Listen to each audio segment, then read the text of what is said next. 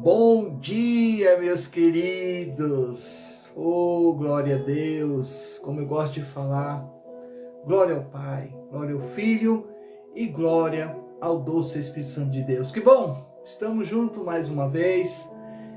Eu quero aqui trazer para você um assunto que está dentro do meu coração. Eu tenho certeza, para alguns que está vivendo esse novo ciclo que Deus nos permitiu. E eu louvo a Deus pela sua vida, que o Senhor Jesus te conceda a resposta divina. Que hoje, algumas das suas indagações sejam respondidas através dos textos, da palavra do Senhor. Palavra essa que já tem, gente, o endereço certo. Já tem anotado ali o CEP da sua casa. Já conhece o que está no mais profundo do teu pensamento, do teu coração. E a melhor coisa, o Espírito Santo sabe sim o que você precisa de melhor. Então eu desejo a você que neste dia, este ano que Deus permite eu e você vivermos, possamos em nome de Jesus, em nome do Senhor Jesus, realizar aquilo que Deus colocou na sua e nossas mãos. Vamos fazer de tudo e lutar contra o pecado e ser obediente, principalmente em relação ao que a Escritura nos orienta, nos ensina. Sabemos, principalmente você que ama como eu a palavra de Deus, que o grande dia, gente, se aproxima. Então, esteja atento às coisas que estão acontecendo, porque Maranata, ora vem Senhor Jesus, e Ele vem buscar a sua igreja lavada, remida pelo sangue do Cordeiro. Querido, o texto hoje, olha que coisa interessante, está lá em Juízes, capítulo 1, verso 28. Eu chamo a vossa atenção, porque aqui há uma coisa, que o resultado dessa, vamos dizer assim, dessa questão, da indagação, da desobediência, de não cumprir, enfim, você vai notar que algumas coisas ainda estão acontecendo, porque lá atrás não levaram como deviam ter levado a cabo. Sabe, cumprir, de acordo com todas as recomendações da palavra de Deus, citada neste mesmo texto, você vai ver que todos eles deveriam cumprir, mas não cumpriram, e até hoje sofrem consequências. Algumas coisas que acontecem com você, pode estar acontecendo hoje, já aconteceu, e você sente muito por causa disso, porque lá atrás você não cumpriu com aquilo que Deus pede com muito amor. Por isso o texto é muito claro, porque é algo tão sutil, sabe? É sutil. Às vezes você não percebe, porque você fala, poxa vida, mas isso aqui tem alguma coisa a ver?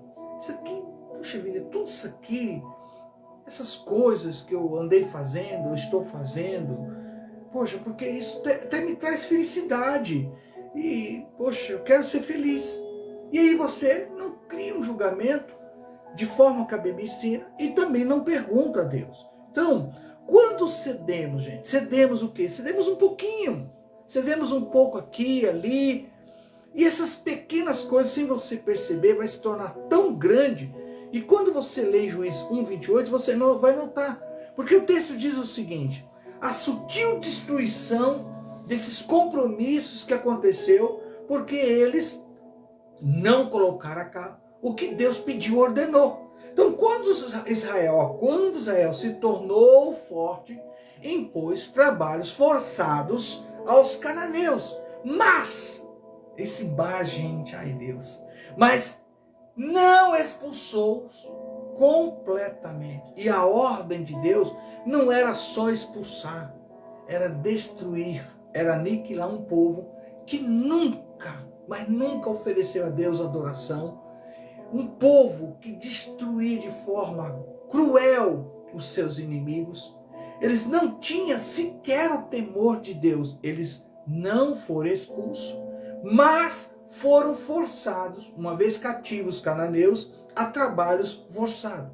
Essa história aqui, gente, ela aconteceu mais ou menos há 200 anos, e 200 anos se passou desde que Josué liderou os israelitas em sua famosa, gente, marcha, sabe, pelas muralhas de Jericó. Pelo poder de Deus, essas muralhas da cidade caíram e os israelitas conquistaram Jericó. Eu sei que você lembra disso, ok? Sob a direção de quem? Josué. Eles também conquistaram muitos povos de Canaã, incluindo, segundo o texto bíblico, amorreus, os hetitas, os amomitas e os jebuseus. Mas, de novo, olha lá, mas os israelitas não finalizaram o seu trabalho. Gente, eles falharam em expulsar todos os cananeus da terra e viveram o suficiente para se arrepender. 200 anos depois, esses cananeus recuperaram as suas forças e começaram a dominar Israel. É aí que eu e você tem que parar para pensar algumas coisas. Sempre quando você convida de fato o Espírito Santo para morar, fazer morada dentro de você, muitas coisas ele vai chegar e vai dizer: esta palavra, esta conduta, essa falta de caráter, essa pequena mentirinha que você acha que não faz problema, não tem problema, não vai fazer mal, não tem problema algum, aquele destratar, aquele momento de raiva que se torna um leão, uma leoa, que agride com palavras, que ataca muitas vezes pessoas que de fato te amam. Ele vai trabalhando e vai falando: você tem que tirar, você tem que tirar. Não pode fazer parte da sua vida. Então, gente, aqui pode acontecer da mesma forma comigo e com você, porque aqui está mostrando que devagar os cananeus que não foram expulsos, foram colocados para ter, vamos dizer, trabalhos forçados, recuperaram as suas forças e começaram a dominar a Israel. Isso pode acontecer também conosco, os discípulos, os escolhidos de Deus. Nós dedicamos de fato a nossa vida. Eu dedico a minha vida ao Senhor Jesus. Eu acredito que você também. E muitas vezes você vai dizer: eu entreguei a minha vida ao Senhor Jesus. É mais ou menos assim: você entrega a chave mestra de todas as portas da sua vida, mas algum momento você vai falar: essa aqui, deste armário, desse setor aqui, e não quero que ninguém saiba ou mexa, essa chave, talvez você vai dizer aí: não vou entregar, vou deixar aqui. Então, alguns armários aí trancados, pode ter algumas coisas ali, pode ter algo que talvez em áreas aí da sua vida, você de fato não entregou. São pequeninas coisas, são coisas que talvez você nunca parou para pensar que é a causa, sabe? Ou a causa de uma raiva, é a causa de uma decepção, é a causa da traição, da mentira, da hipocrisia. É a causa muitas vezes daquela inveja, que de repente você pergunta: meu Deus, não é possível, eu estou sentindo inveja. Eu estou sentindo inveja do meu próximo. Eu estou sentindo inveja do meu irmão, da minha irmã. Eu estou sentindo inveja do pastor, da pastora, do que eles têm, do que não tem, do que o vizinho tem, do que não... Você começa a pensar agora aí. São coisas que você, diante de Deus, pode colocar esta área. E de repente, claro, você vai dizer: poxa vida, agora entendi, porque este fracasso na minha vida sentimental, espiritual ou material, pequenas coisas, gente, pode se tornar em grandes problemas e se transforma-se em grandes, mas em grandes problemas, tamanhas dificuldades que talvez você hoje decidiu dizer: quer saber? Não vou mais cultuar, não vou mais louvar, não vou mais sequer orar. São pequenas coisas que você talvez, hoje Deus está falando: é por causa disso. Você não deixou eu tratar desta área. Eu quero te curar, eu quero te libertar, eu quero te salvar, eu quero te resgatar, gente. Aqui onde eu estou, chama-se Fazenda Rio Grande, essa cidade, aqui em Curitiba. E muitas das casas aqui que eu vou vendo, e eu tenho uma admiração por casas de madeira que são muito bem feitas e lindas, e alguns quintais tem muitas árvores de frutas, enfim, mas muitas casas tem árvores que eu fico, meu Deus, como é que vai tirar essa árvore? Não vai poder tirar. Talvez ela começou ali, como fosse crescer, uma árvore bonitinha, de repente se tornou uma grande árvore, um tronco tremendo, e aquela pessoa vai ter que conviver com aquela árvore até os fins dos seus dias. E tem casas aqui assim. Então tem terrenos que talvez pessoas estão há anos tentando vender e falam, mas não vou comprar esse terreno, olha o tamanho da árvore que tem nesse terreno. O IBAMA, sei lá, os órgãos públicos, não vai aprovar ou tirar esse tronco, essa árvore tão grande aqui. Então pequenos problemas podem se transformar em grandes se você não avaliar, se você não perguntar. Eles não perguntaram, eles não consultaram a Deus.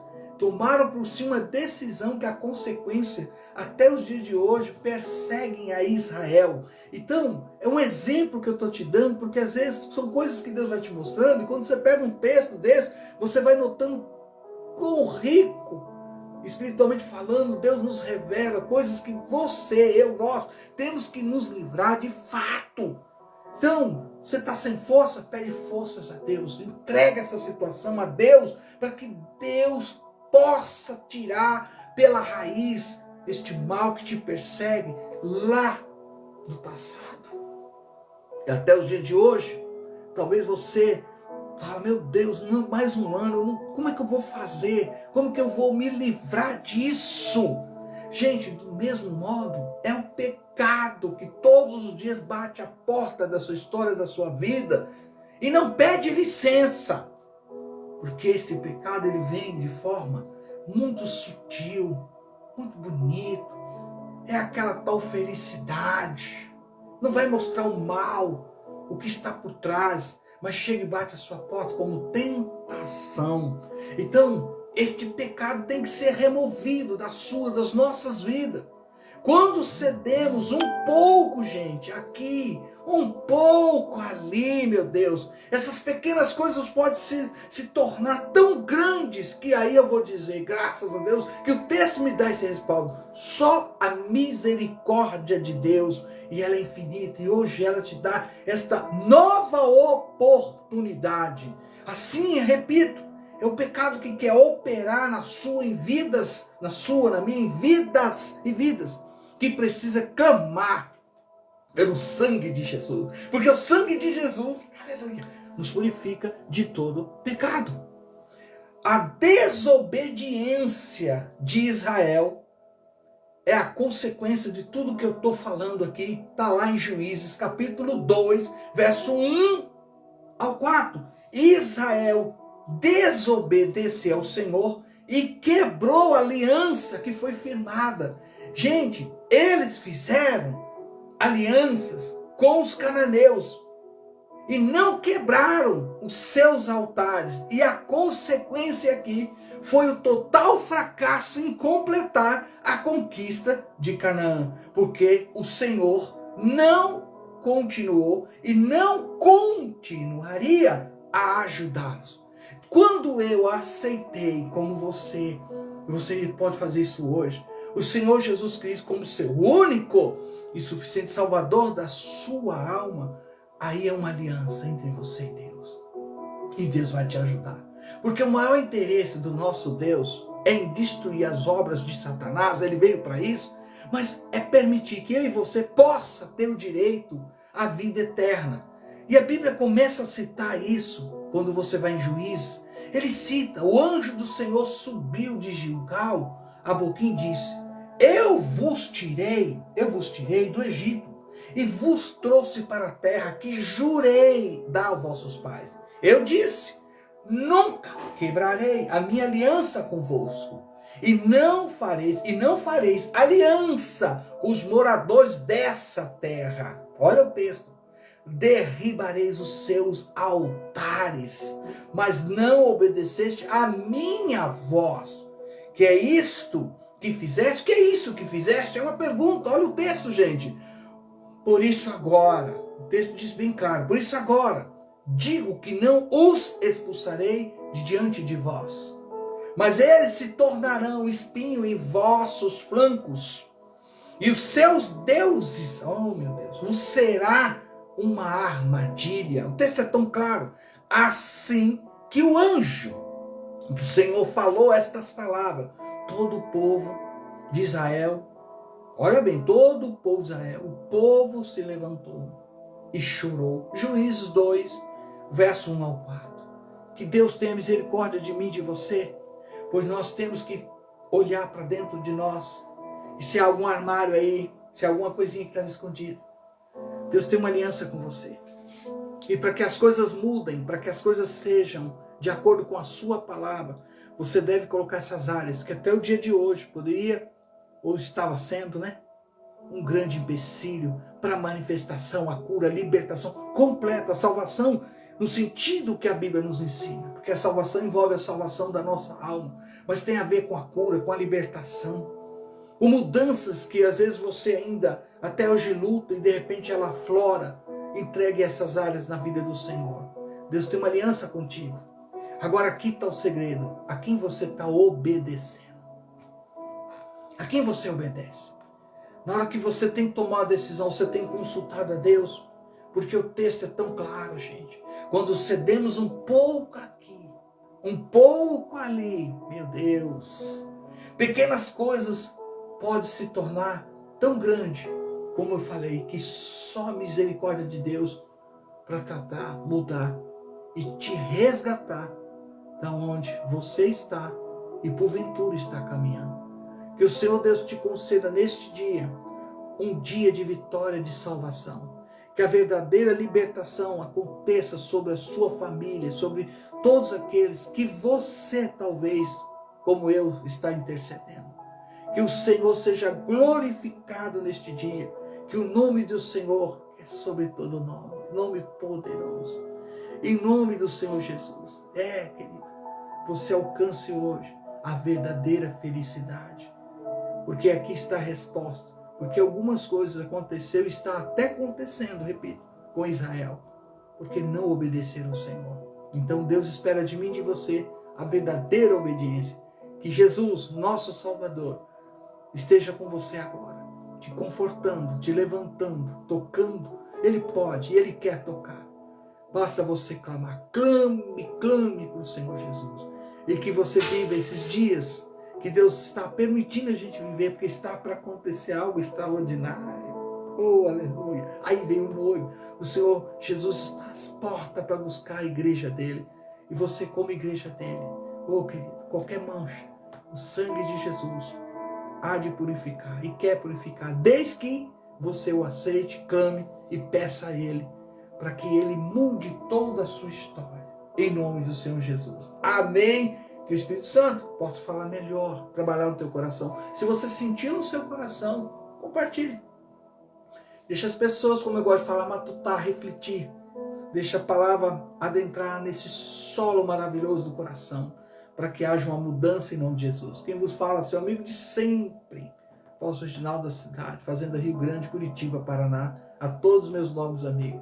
Desejo que neste novo ciclo que iniciou, Deus possa ser realmente adorado na beleza da sua santidade. Que possamos adorar o Senhor, que possamos colocar em prática tudo que a Bíblia nos ensina, porque o grande dia se aproxima. Amém? Aquele abraço do Espírito Santo a todos vocês. Beijo de coração. Shalom. Bom dia.